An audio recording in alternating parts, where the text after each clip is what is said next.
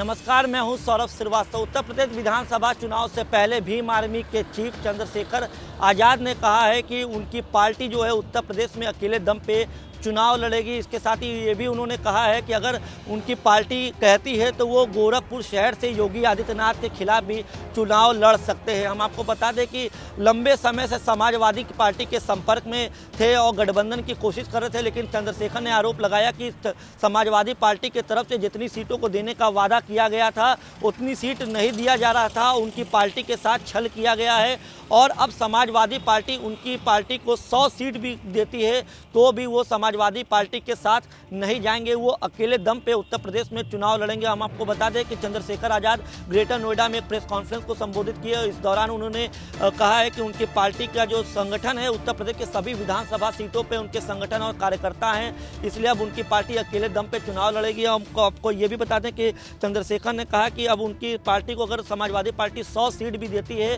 तो भी वो समाजवादी पार्टी के साथ नहीं जाएंगे। उन्होंने अखिलेश यादव पे कहा है, आरोप भी लगाया। उन्होंने कहा है कि अखिलेश यादव दलितों के साथ जो है गलत किए हैं, दलितों का उन्होंने सम्मान नहीं किया है।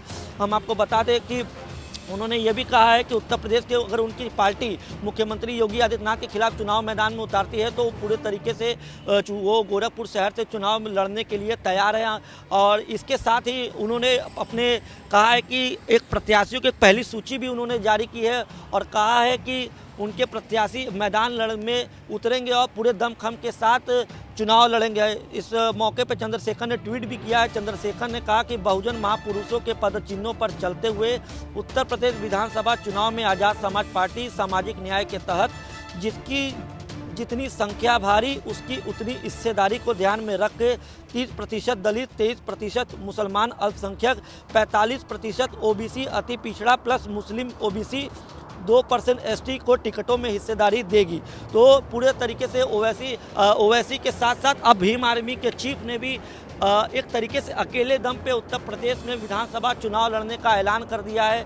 लगातार समाजवादी पार्टी के संपर्क में थे, लेकिन समाजवादी पार्टी उन्हें 25 सीट देने का वादा की थी, लेकिन उनके साथ जब अंतिम दौर की बैठक हुई चंद्रशेखर की तो उन्हें 25 सीट नहीं दी जा रही थी। इसके बाद चंद्रशेखर ने कहा कि अब उनको 100 सीट दी जाएगी, तब भी चंद्रशेखर और उनकी पार्टी समाजवादी पार्टी के मुखिया अखिलेश यादव के साथ नहीं जाएगी। हालांकि प्रेस कॉन्फ्रेंस में चंद्रशेखर ने यह भी कहा कि कुछ ऐसे नेता हैं जिनके खिलाफ उनकी पार्टी जो है उम्मीदवार नहीं उतारेगी। इस लिस्ट में प्रगतिशील समाजवादी पार्टी के राष्ट्रीय अध्यक्ष शिवपाल यादव, सुहेलदेव भारतीय समाज पार्टी के मुखिया ओम प्रकाश राजभर, राष्ट्रीय लोक दल के प्रमुख जयंत चौधरी, स्वामी प्रसाद मौर्य के नाम शामिल हैं।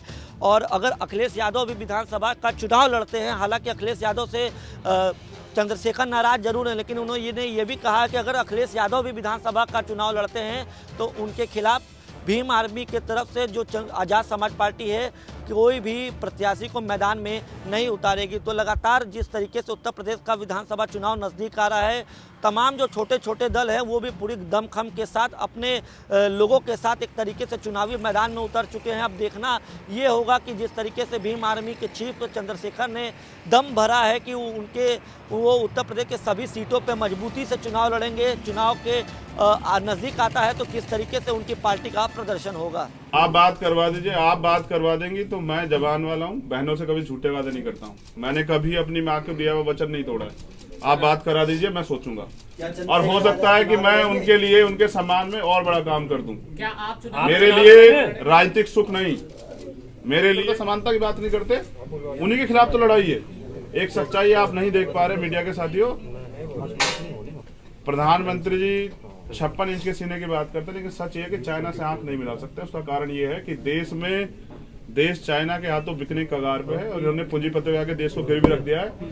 ये चुनाव जो है भारतीय जनता पार्टी आगे क्या बेचेगी इसलिए लड़ रही है। सर, अखिलेश जी के पास आप गए थे, उन्होंने कहा था कि हम दलितों की बात करते हैं, उनका विकास करेंगे, उनके अधिकार की बात करते हैं। क्या वो कुछ भटक गए हैं अखिलेश जी दलितों को लेकर? ये मीडिया के साथ ही बैठे, मैं पूछना चाहता हूँ, क्या पूरे अब तक के मैनिफेस्टो में दलितों के लिए एक कार्य आपने देखा? जितनी बातें आज तक उन्होंने की सभी उस पर क्या एक नीति दलितों के विकास के लिए बताई? तो मैं समझता हूं कि मैं उन पे अब बात नहीं करना चाहता। आप, मुझे लगता है उनको, मुझे एक सवाल, एक आखिरी सेकंड, सवाल। मुझे लगता है आप मेरा उनका झगड़ा करवाना चाहते हैं। मैं उनसे झगड़ा नहीं करना चाहता। सर, एक आखिरी सवाल, आपने समाजवादी पार्टी पर बोला, आपने बीजेपी पे बोला, जी